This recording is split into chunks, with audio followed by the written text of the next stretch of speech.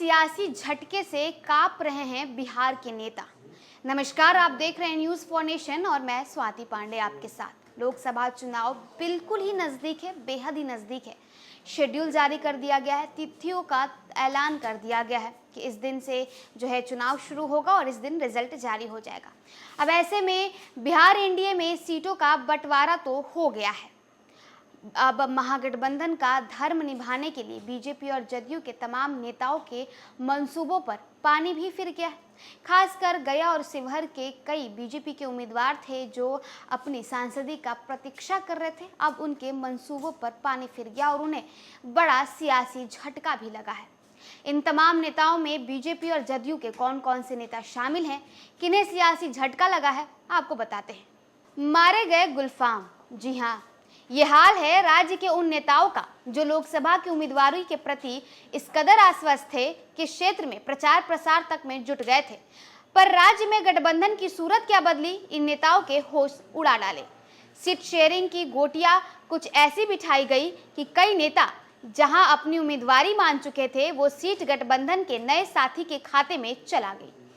अब ऐसे उम्मीदवारों को न उगलते बन रहा है और न निगलते बन रहा है। बिहार में लोकसभा की चुनावी माहौल बनने के साथ ये चर्चा चल पड़ी कि शिवहर की सांसद रमा देवी का टिकट कटने जा रहा है। इस एहसास के साथ कई भाजपा नेता अपनी अपनी गोटी सेट करने में लग गए। भाजपा के विधायक और पूर्व मंत्री राणा रणधीर सिंह शिवहर लोकसभा चुनाव लड़ने के लिए अंदरूनी तैयारी शुरू कर चुके थे। शिवहर लोकसभा से इनके पिता सीताराम सिंह सांसद भी रह चुके हैं। शिवहर लोकसभा से चुनाव लड़ने की तैयारी बीजेपी के प्रदेश उपाध्यक्ष शंभू सिद्धार्थ भी किए थे। युवा भाजपा नेताओं की सूची में इनका भी नाम शामिल था, जिन्हें बीजेपी नए चेहरे के नाम पर चुनावी मैदान में लाना चाहती थी। वैसे तो सीतामढ़ी लोकसभा सीट के लिए बतौर सिटिंग सांसद सुनील कुमार पिंटू आश्वस्त थे, लेकिन जब राज्य के मुख्यमंत्री नीतीश कुमार ने सीतामढ़ी लोकसभा से जब सभापति देवेश चंद्र ठाकुर की उम्मीदवारी की घोषणा कर दी, तब इन्हें भी बड़का झटका लगा। बाद में बीजेपी नेतृत्व से बातचीत के क्रम में ये आश्वासन मिलने की बात कही गई कि शिवहर लोकसभा से आपके लिए स्थान बनाया जाएगा। वैसे भी बीजेपी की रणनीति में अक्सर ये होता रहा है कि मोतिहारी से राजपूत और शिवहर से वैश्य उम्मीदवार लड़ाए जाते हैं। इन दो जाति के संतुलित वोट में भाजपा मोतिहारी और शिवहर लोकसभा की जीत का समीकरण रचते रही है, लेकिन शिवहर लोकसभा के जदयू के खाते में जाते ही सुनील पिंटू की बची खुची उम्मीद भी खत्म हो गई। दरभंगा सीट पर उम्मीद लगाए बैठे जनता दल यूनाइटेड के राष्ट्रीय महासचिव अली अशरफ फातमी ने राष्ट्रीय जनतांत्रिक गठबंधन के सीट बंटवारे के बाद राष्ट्रीय महासचिव समेत तमाम पदों के साथ सदस्यता से भी इस्तीफा दे दिया है। वो राष्ट्रीय जनता दल से पहले भी जुड़े थे और उसी के साथ रहते हुए केंद्र में मंत्री भी रहे थे। जदयू में जब नीतीश कुमार दोबारा राष्ट्रीय अध्यक्ष बने तो उन्हें भी राष्ट्रीय महासचिव का पद दिया गया। सीएम नीतीश कुमार की पार्टी के एनडीए में वापसी के समय से वो असहज थे। अली अशरफ फातमी ने अपने लेटर पैड पर जदयू के राष्ट्रीय अध्यक्ष को दिए गए इस्तीफे में लिखा है कि मैं नैतिक मूल्यों की रक्षा हेतु जनता दल यूनाइटेड के सभी पदों सहित प्राथमिक सदस्य से इस्तीफा दे रहे हूँ।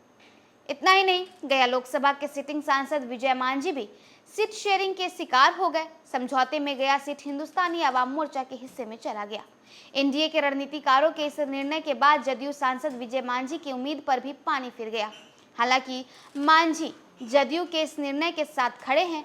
उन्होंने जीतन राम मांझी को मदद करने का आश्वासन भी दिया है, पर विजय मांझी ने यह दुख भी व्यक्त किया है कि प्रदेश नेतृत्व ने हमारी बात नहीं मानी। काराकाट के सांसद महाबली सिंह भी गठबंधन के स्वरूप का शिकार हुए। गठबंधन के रणनीतिकारों की सीट शेयरिंग को लेकर तैयार फॉर्मूला के तहत काराकाट राष्ट्रीय लोकतांत्रिक मोर्चा के खाते में चली गई और अब यहां से राष्ट्रीय लोकतांत्रिक मोर्चा के अध्यक्ष उपेंद्र कुशवाहा चुनाव लड़ेंगे। देखिए, महागठबंधन धर्म ऐसा कि अब ना ही उगलते बन रहा है और ना ही निगलते। ये नेता करे तो करे क्या, उम्मीद तो इन्होंने बड़ी लगा बैठी थी, लेकिन जो आला कमान है यानी जो गठबंधन है, उनके जो बड़े बड़े नेता हैं, उन्होंने जो फैसला लिया है आखिर मानना तो इन्हें यही पड़ेगा। फिलहाल इस वीडियो में बस इतना ही। आप देखते रहिए न्यूज़ फॉर नेशन।